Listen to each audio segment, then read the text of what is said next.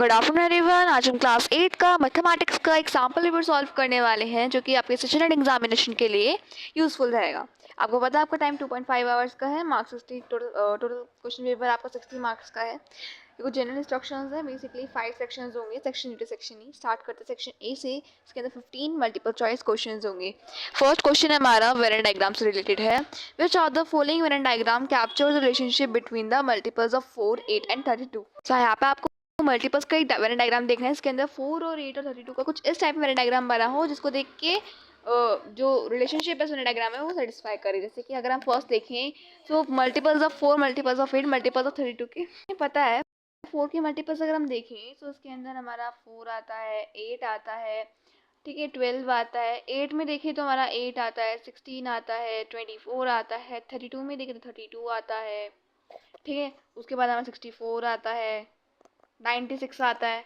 तो हम एक ऐसा ग्रुप बनाना है जिसके अंदर जैसे कि मान लो कि पहला बनता है 32 का मल्टीपल, देन 8 का मल्टीपल, बिकॉज 32 के मल्टीपल से ही 8 के मल्टीपल्स भी होते हैं और 8 के मल्टीपल्स के अंदर ही 4 के मल्टीपल्स आते हैं। यू कैन चेक दिस, ठीक है। अगर हम 8 का मल्टीपल देखो, मेरे कहने का मतलब है ये हमारा मान लो ये एक वेरन डायग्राम बस हमें इसे फिल करना है। अगर हम इसे 8 का मल्टीपल बनाएंगे तो देखो 8 के मल्टीपल में जैसे कि 24 आता है, तो 24 32 के मल्टीपल में तो नहीं आता। और अगर हम इस वाले को 4 का मल्टीपल बनाते हैं तो 4 के मल्टीपल में से 4 आता है। 8 में तो 4 नहीं आता, 32 में ही 4 नहीं आता। तो हमें एक ऐसा नंबर लेके चलना है जो कि सभी को डिविजिबल कर सके। तो हम ऑप्शंस पे देखते हैं। ऑप्शन फर्स्ट, अगर हम ऑप्शन फर्स्ट देखें तो जैसे कि यहाँ पे मल्टीपल ऑफ 4 दे रखा है, इसके अंदर मल्टीपल ऑफ 8 बना रखा है। अब देखो 4 के जो मल्टीपल्स हैं एंड जो 8 की मल्टीपल्स हैं, ठीक है। 4 के मल्टीपल में से 4 आता है, 8 के मल्टीपल में आता है। इसका मतलब कहने का मतलब क्या है कि 8 के मल्टीपल्स में 4 का ही मल्टीपल है, 32 का मल्टीपल है। बट 8 के मल्टीपल्स में 4 का मल्टीपल थोड़ी ना आता है। सो 8 के टेबल में 4 आता है, नहीं आता। तो फर्स्ट ऑप्शन गलत हो गया इस वजह से।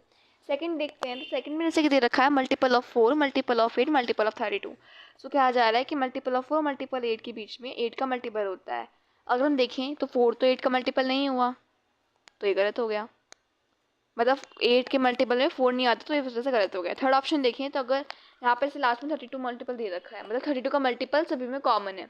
बट 32 का मल्टीपल 32 के टेबल में कोई 4 का मल्टीपल से 4 तो नहीं आता। थर्ड ऑप्शन भी गलत हो गया। अब हम फोर्थ ऑप्शन देखते हैं। तो फोर्थ ऑप्शन से मल्टीपल ऑफ 4, मल्टीपल ऑफ 4 मतलब 4 लास्ट में है। अब इसका कहने का मतलब क्या हुआ कि मल्टीपल ऑफ 4 में देखो मतलब जो 32 का मल्टीपल है, 32 के मल्टीपल्स मल्टीपल ऑफ 8 में भी आते हैं। यस इट इज़ करेक्ट, अब करेक्ट है। अब मल्टीपल ऑफ 8 मल्टीपल 4 में भी आता है, मतलब 8, 16, 24, 32, 40, 48 वगैरह जो नंबर्स हैं 4 के मल्टीपल में आता है ना। तो yes it is correct, because 4 हमारे लास्ट में बना है। तो इस वजह से फोर्थ ऑप्शन भी करेक्ट हो जाएगा। तो यहाँ पे फोर्थ ऑप्शन करेक्ट हुआ। सेकंड क्वेश्चन मूव होते हैं। सेकंड क्वेश्चन है हमारा, विदाउट कैलकुलेटिंग, हमें कैलकुलेट करे बिना प्रेडिक्ट करना है कि ये सम ओड होगा या इवन होगा। तो देखो हमने पैरिटीज पढ़ी हुई थी ना। सो जैसे कि हमारा ओड नंबर है, ये हमारा इवन नंबर है।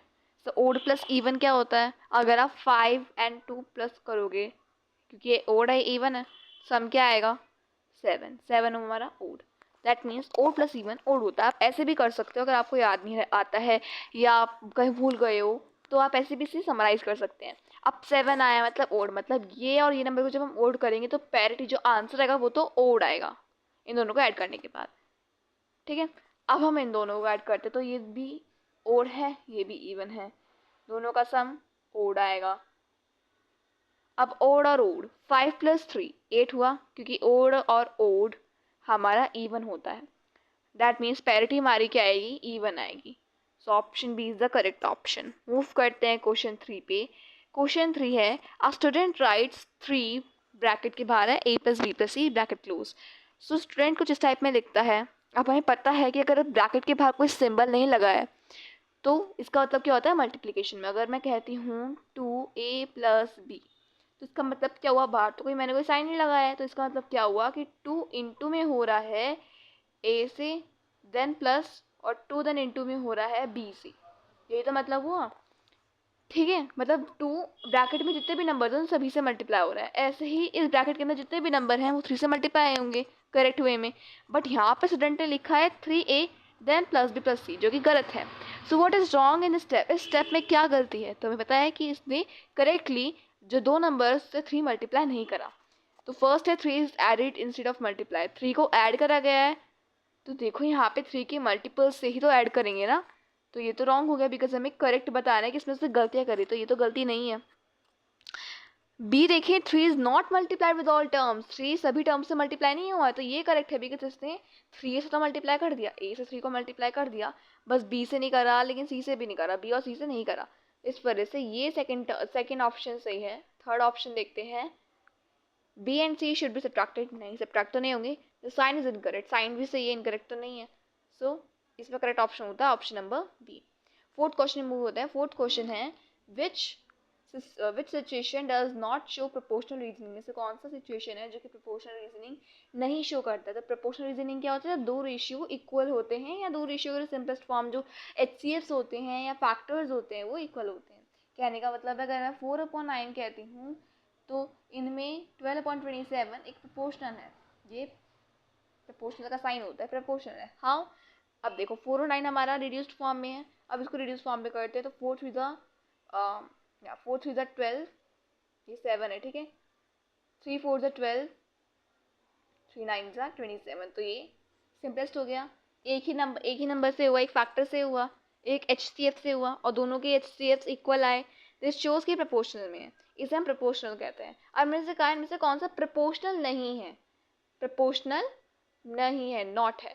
सो ऑप्शन देखते हैं, cost and number of items bought, cost और नंबर ऑफ आइटम्स। मान लो अगर एक आइटम 20 रुपीज़ की है, तो जब मैं जितने भी आइटम लेती रहूँगी तो वो तो एक्सपोनेंशियल फॉर्म में इंक्रीज होते रहेंगे ना, जितने मैं नंबर लेती रहूँगी, तो ये तो प्रोपोर्शनल हुआ ना। मान लो अगर एक चीज़ कोई थिंग है वो 5 रुपीज़ की है, तो वही चीज़ को अगर मैं दो चीज़ में लूँगी तो ऑफकोर्स वो 10 में हो जाएगी, क्योंकि सिंपलेस्ट में आ गया, तो ये तो प्रोपोर्शनल हुआ, तो ये तो गलत हो गया बिकॉज हमें नॉट बताना है। सेकंड देखते हैं, distance and speed for fixed time, fixed time मतलब वही सेम टाइम है और डिस्टेंस स्पीड बताना है, तो वही चीज़ है, मतलब प्रोपोर्शनल रीजनिंग हो गई, तो ये भी गलत हो गया।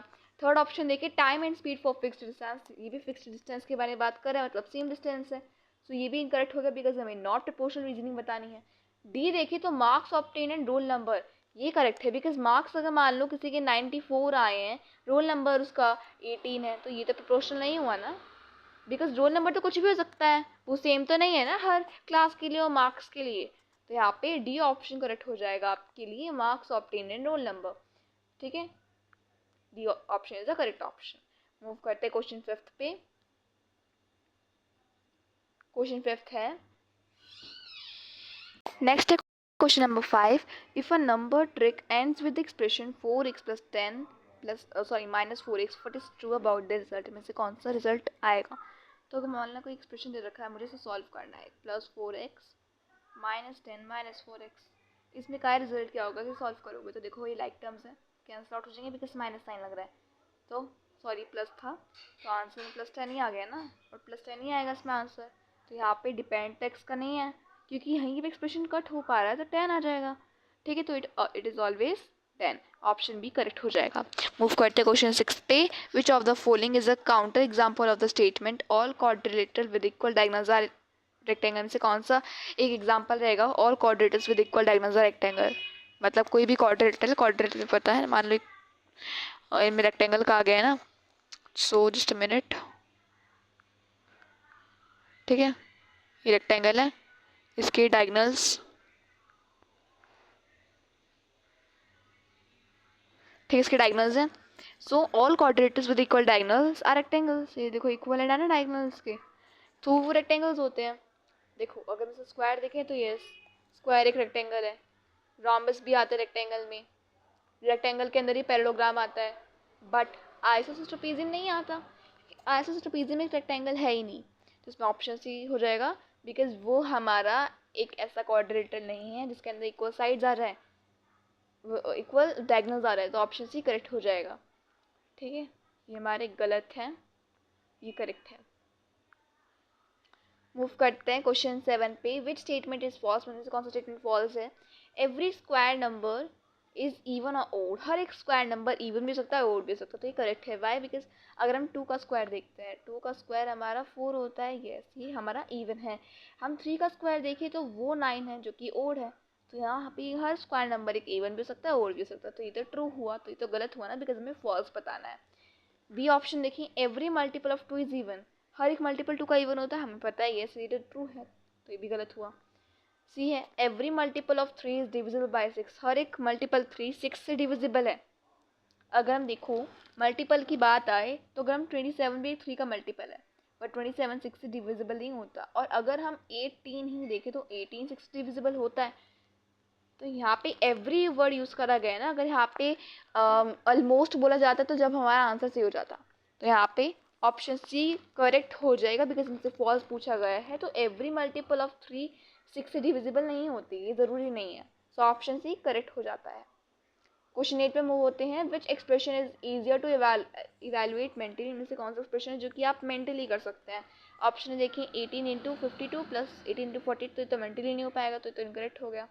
बी देखें, 18 इंटू 52 प्लस 48, ये भी मेंटली नहीं हो पाएगा। सी देखें तो 18 इंटू 100, ये ईजी है, बिकॉज 100 में जब भी किसी भी मल्टीपल में ना जीरो आ जाए मल्टीप्लाई करने के, तो ईजी हो जाता है, ईजी हो जाता है। यहाँ पे ऑप्शन सी हो जाता है करेक्ट। ठीक है, क्वेश्चन 9 पे मूव करते हैं। क्वेश्चन 9 है, if 5 taps fill a tank in 20 minutes, अगर 5 टैप्स है वो एक टैंक को फिल कर पाते हैं 20 मिनट में, सो अगर हम टैप्स के नंबर को इंक्रीज कर दें तो टाइम कितना लगेगा। The increasing number of taps will decrease time, increase time, not effect the time, make the tank overflow. तो एक चीज़ समझो, एक टैंक है, बड़ा सा टैंक है, या मैं आपको एक सिचुएशन से रिलेट करवा के देखती हूँ। जैसे मान लो आपका बहुत सारा काम मिला है, आपको बहुत सारा होमवर्क मिला है, अब आपको उस होमवर्क को कंप्लीट करना है, आपको उसको बहुत टाइम लग जाएगा कि 2 घंटे लग जाएंगे। बट अगर आप अपने भाई बहनों के साथ करोगे इस होमवर्क को, या किसी की हेल्प लेके करोगे इस होमवर्क को, सो कम टाइम लगेगा ना आपको, उसका वो काम जल्दी हो जाएगा। ऐसे एक टैंक है, उसको भरने के लिए अगर 5 टैप्स लग रहे हैं, उसको 20 मिनट्स लग रहे हैं, और अगर हम और टैप ला दें, अगर हम और टैप ला दें उसको, उसके साथ और टैप ला दें उसको हेल्प करने के लिए, तो वो टाइम डिक्रीज़ हो जाएगा ना, बिकॉज टाइम ज़्यादा लगेगा नहीं, सभी लोग मिलकर उसको टैंक को फिल कर देंगे, सो डिक्रीज टाइम हो जाएगा। सो ऑप्शन भी करेक्ट हो जाएगा, डिक्रीज द टाइम। ठीक है, क्वेश्चन 10 पे मूव करते हैं। इन अ नंबर ट्रिक, एक नंबर ट्रिक में which step makes a variable disappear from the final result, एक नंबर ट्रिक में कौन सा वेरिएबल डिसअपियर करता है, कौन सा एक एक्सप्रेशन है या कौन सा एक ऑपरेशन है इसके थ्रू वेरिएबल को आप किसी फाइनल रिजल्ट से डिसअपियर कर सकते हो। सो जब आप उसको उसके ओरिजिनल नंबर से ही, अगर आप एक्स है, एक वेरिएबल है एक्स है, ठीक है, हम वेरिएबल एक्स नहीं, अब यहाँ पे अगर हम एक्स को ही उसी ओरिजिनल नंबर मतलब एक्स से ही माइनस कर देंगे तो वो तो हट जाएगा ना, कि मल्टीप्लाई करोगे तो नंबर से तो वो बढ़ता रहेगा, ऐड करोगे जब भी बढ़ेगा, डिवाइड करोगे तो थोड़ा सा नंबर बचेगा रिजल्ट में। सो यहाँ पे जब आप ओरिजिनल नंबर से उसे हटाओगे तो जब भी तो कट हो पाएगा। तो यहाँ पे ऑप्शन डी करेक्ट हो जाएगा, subtracting the original number. Question 11 पे मूव होते हैं। Which figure always has diagonal that bisect each other but are not necessarily equal, इनमें से कौन सा क्वाड्रेटर या फिगर है जिसमें डायगोनल्स बाइसेक्ट करते हैं एक दूसरे को, लेकिन वो इक्वल नहीं होते, नेसेसरली नहीं वो इक्वल हो। तो रेक्टेंगल में तो इक्वल होते हैं, बाइसेक्ट भी करते हैं, पैरेललोग्राम में भी आपकी बाइसेक्ट करते हैं, बट वो नेसेसरी नहीं होते वो इक्वल हो। ऑप्शन बी करेक्ट हो जाएगा, पैरेललोग्राम। क्वेश्चन 12 पे मूव होते हैं। क्वेश्चन 12 है, the sum of 4 consecutive natural number is 4 more than a multiple of 4, which of the following could be that sum। अच्छा, यहाँ पे क्वेश्चन मिसप्रिंट है, यहाँ पे 4 नहीं आएगा 2 आएगा, क्वेश्चन गलत हो जाएगा ना, फिर अब क्वेश्चन सही है।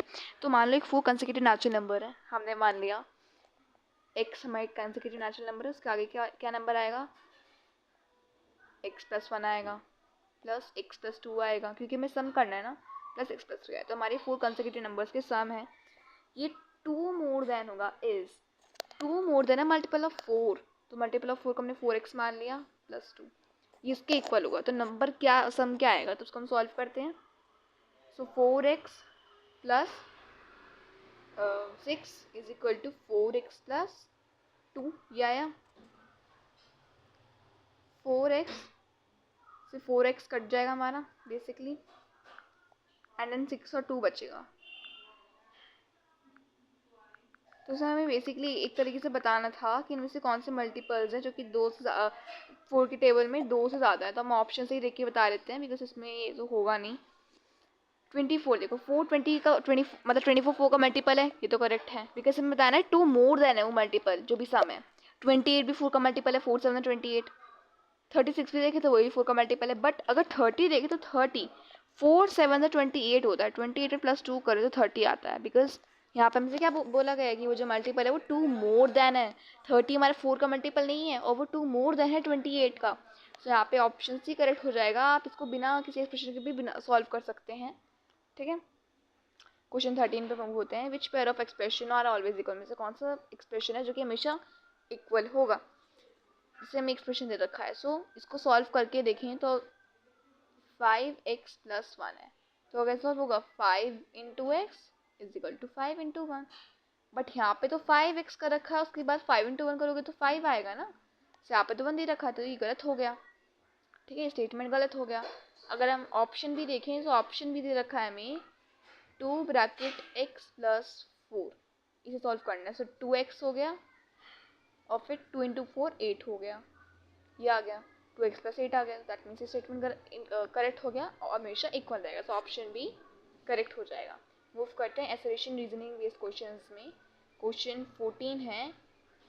एसोसिएशन दे रखा है 2 रेशियोज आर प्रोपोर्शनल, अगर 2 रेशियो प्रोपोर्शनल होंगे then their cross products are equal. Yes, ये ट्रू है। रीजन दे रखा है equality of cross products is the condition of for 2 ratios to be equal, ये भी करेक्ट है। अगर 2 रेशियोज इक्वल है तो उनकी क्रॉस मल्टीप्लिकेशन में भी जो प्रोडक्ट आएगा वो भी इक्वल रहेगा, तो ये तो करेक्ट एक्सप्लेनेशन है। तो यहाँ पे ऑप्शन ए करेक्ट हो जाएगा, इसमें हम ऑप्शन ए दे देंगे, ठीक है। Both A and R true and R is the correct explanation of A. अच्छा, 15th क्वेश्चन हमारा यहाँ पर है। एसोसिएशन दे रखा है हमें every rectangle is a parallelogram, every rectangle is a parallelogram. Yes, हम अगर हम वेन डायग्राम से रिलेट करें तो ये पैरेललोग्राम हुआ, ये हमारा रेक्टेंगल हुआ, तो ट्रू है। इन अ रेक्टेंगल, रेक्टेंगल में angles bisect each other at right angle, right angle में बाइसेक्ट नहीं करते, वो बाइसेक्ट तो करते हैं बट राइट एंगल पे नहीं करते। सो रीज़न तो गलत हो गया बट ये ट्रू है। सो यहाँ पे इसको हम कौन सा ऑप्शन देंगे, A is true but R is false, option C इसे हम डिनोट करेंगे। मूव करते हैं सेक्शन बी पे। फिर हमारा section B. So first question है the digital root of an 8 digit number is 5। कोई एक डिजिटल रूट है 8 डिजिट नंबर का, वो 5 है। What will be the digital root of 10 more than that number, उसके अंदर हम 10 ऐड कर दे तो डिजिटल रूट अब क्या बनेगा। सो देखो 10 मोर देन मतलब 10 एक नंबर है, जब हम 10 को 8 डिजिट नंबर में ऐड करेंगे तो 5 हमें कौन सा डिजिटल रूट मिलेगा। सो हमने 8 डिजिट नंबर का डिजिटल रूट तो 5 निकाल लिया। अगर हम 10 का डिजिटल रूट देखें तो 1 आता है ना। सो इसका भी डिजिटल रूट आ गया, इसका भी डिजिटल रूट आ गया, और हिंदो जब इस नंबर को ही ऐड करते तो डिजिटल रूट को भी तो ऐड करेंगे ना। सो 5 + 1 6 आ रहता है, तो ईजिली ही सॉल्व हो जाएगा, इसमें ज़्यादा आपको सोल्यूशन सीखने की जरूरत नहीं है। यहाँ पे 6 आ जाएगा डिजिटल रूट में। तो यहाँ पे 6, वरना अगर आप इसको एक्सप्रेस करोगे तो उसमें थोड़ा टाइम लग जाएगा। जैसे कि आपने 8 स्टेप पर लिखा, उसका डिजिटल रूट देखा, चेक करा, तो टाइम लगेगा। तो आप इजीली इसको सॉल्व कर सकते हो विद्यामेंटली। क्वेश्चन 2 पे मूव होते हैं। A quadrilateral has 4 equal sides and 1 angle of 90 degree, will it always be a square, answer using geometric reasoning. एक क्वाड्रिलेटर है, 4 इक्वल साइड्स है, एक एंगल 90 डिग्री का है। क्वाड्रिलेटर है, 4 इक्वल साइड्स है, एक एंगल 90 डिग्री का है। मानो एक क्वाड्रिलेटर है तो 4 साइड्स हैं, 90 डिग्री का एक एंगल है। सो जब उसमें एक एंगल 90 डिग्री का है तो वो अपने आप से ही चारों एंगल को 90 डिग्री कर देगा। वाई?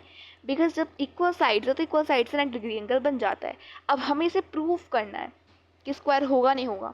तो यहाँ पे मैं आपको पूरा लिख के दिखा देती हूँ, आप कुछ टाइप में इसको लिख के डिस्क्राइब कर सकते हैं। मैंने आंसर लिख दिया, इसको एक बार डिस्कस करते हैं। जैसे कि वहाँ पे मैंने फिगर बनाई है, इसमें मैंने एंगल्स भी नोट कर दिए। जैसे एक एंगल 90 डिग्री का, एक एंगल मैंने एंगल 1, एंगल 3, एंगल 2 डिस्क्राइब कर रखा है। अब यहाँ पे मैंने लिख रखा है हियर ABCD एक हमारा स्क्वायर है। हमें पता है कि सम ऑफ इंटीरियर एंगल्स किसी भी क्वाड्रिलेटर का 360 डिग्री होता है। अब यहाँ पे हम एक इक्वेशन फॉर्म कर सकते हैं, मतलब चारों एंगल को ऐड कर देंगे और चेक करते हैं कि ये चारों एंगल 90 डिग्री के होंगे नहीं होंगे, एंड ये अब फिर फिगर क्या होगी। तो 90 degree angle 1, angle 2 and angle 3 को ऐड कर देंगे चारों को, और 360 डिग्री आउटपुट में आएगा, एज यू नो दैट। अब जैसे कि हमें क्वेश्चन में पहले ही गिवन था कि यहाँ पे चारों साइड्स इक्वल हैं, तो चारों साइड्स इक्वल हैं, इस वजह से मैंने इसको एक तीनों एंगल को इक्वल मान लिया कि जो भी एक एंगल की वैल्यू आएगी वो तीनों एंगल के इक्वल बराबर होगी। तो यहाँ पे 3 एंगल्स लिख दिया मैंने आउट साइड में, एंगल 1 को एक डिनोट कर दिया है मेजर तरीके से। तो 360 डिग्री से हम 90 डिग्री माइनस कर देंगे, तो 270 डिग्री आ गया। अब 3 यहाँ पे जाएगा डिवाइड होने के लिए, 90 डिग्री आ गया। अब यहाँ पे एक एंगल 90 डिग्री का आ चुका, तो दैट मीन्स एंगल 1 भी 90 डिग्री का है जो कि एंगल 2 और एंगल 3 के बराबर है। So thus all angles will be 90 degree with all sides equal, जो कि एक स्क्वायर की प्रॉपर्टी है, तो ये स्क्वायर होगा। तो कुछ टाइप पे आप इसे ज्योमेट्री रीजनिंग के थ्रू डिस्क्राइब करके लिखेंगे। मूव करते हैं नेक्स्ट क्वेश्चन में।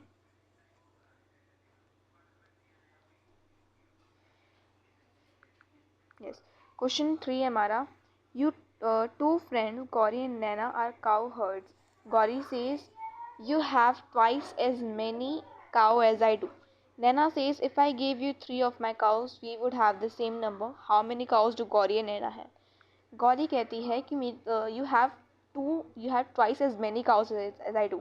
मान लो गौरी के पास x cows हैं, तो गौरी कहती है नैना को कि तुम्हारे पास मेरे ट्वाइस है नंबर ऑफ काउस का। तो मान लो गौरी के पास हमारा x काउस है एंड नैना के पास 2x है, ठीक है। नैना कहती है if I give you 3 of my cows. अब नैना 3 काउस दे रही है, तो एक तरीके से नैना के पास 3 काउस हट गई और गौरी के पास 3 काउस आती हैं। अब यहाँ पे we would have the same, मतलब इक्वल हो जाएगा, तो इक्वल लिख दिया। अब इसे हम सॉल्व करते हैं, ठीक है। इसे ऐसे लिखते हैं 2x minus 3 is equal to x plus 3।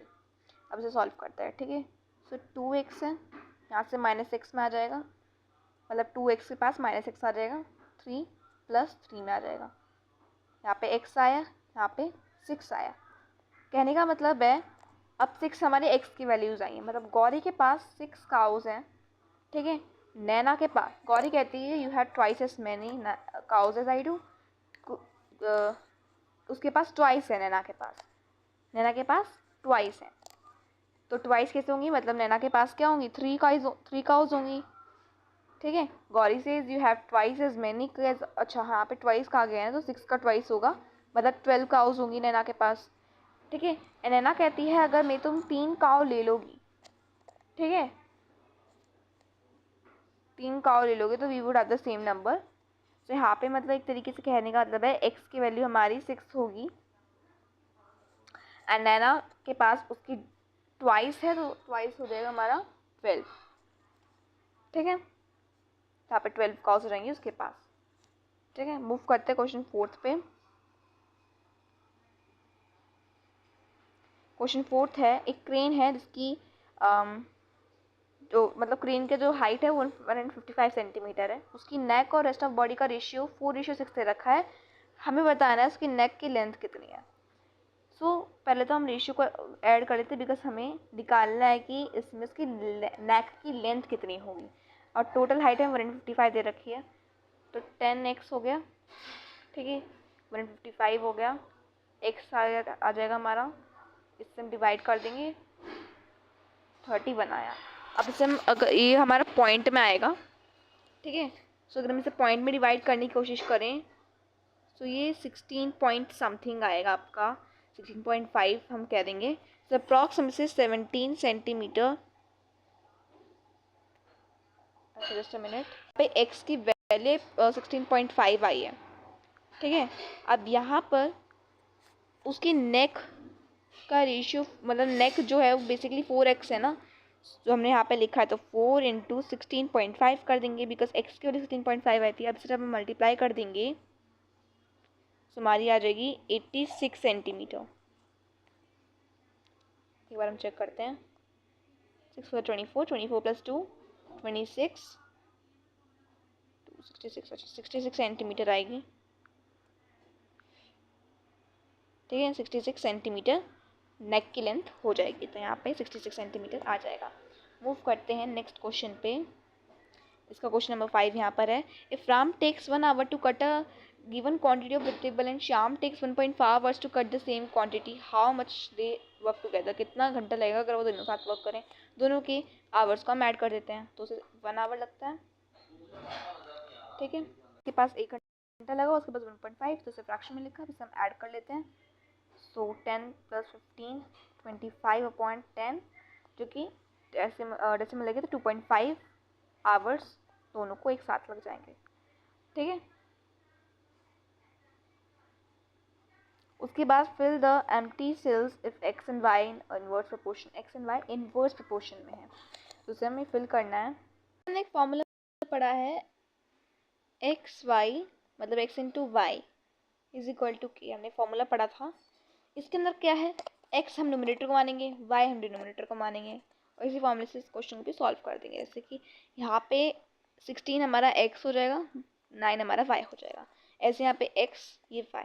अब जैसे कि हमें यहाँ पे वैल्यू निकालनी है, सो यहाँ पे से फॉर्मूला है तो मतलब 12 तो हमारा एक्स हुआ ना, so 12 into y is equal to, यहाँ पे हमने के लिख लिया। अब के भी यहाँ पे हम बेसिकली इन दोनों का जो बेसिकली इसका जो स्क्वायर आता है उसको लिखते हैं, एक्स का स्क्वायर जो होता है यहाँ पे, जैसे कि इसका स्क्वायर 144 हुआ, सो वाई क्या आएगा 144 डिवाइड बाय 12, तो यहाँ से 12 आ गया, दैट मीन्स यहाँ पे हमारी 12 आ गई वैल्यू। अब ऐसे यहाँ पे एक्स होगा, यहाँ पे वाई होगा, सो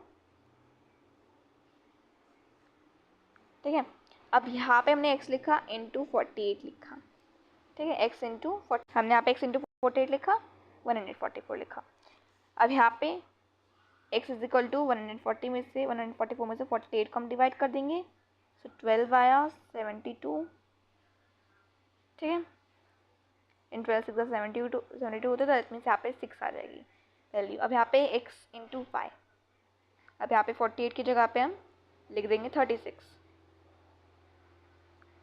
मतलब यहाँ पे x पे 36 आएगा इंटू वाई, सो वाई इक्वल हो जाएगा 144 डिवाइड बाय 36, ठीक है। 18 72 9 36 4 आ गया, दैट मीन्स यहाँ पे 4 आ जाएगा। यहाँ पे क्वेश्चन को हमने सॉल्व कर लिया। मूव करते हैं नेक्स्ट क्वेश्चन पे, सेक्शन सी पे। सेक्शन सी है, पहला क्वेश्चन देखते हैं इसके अंदर।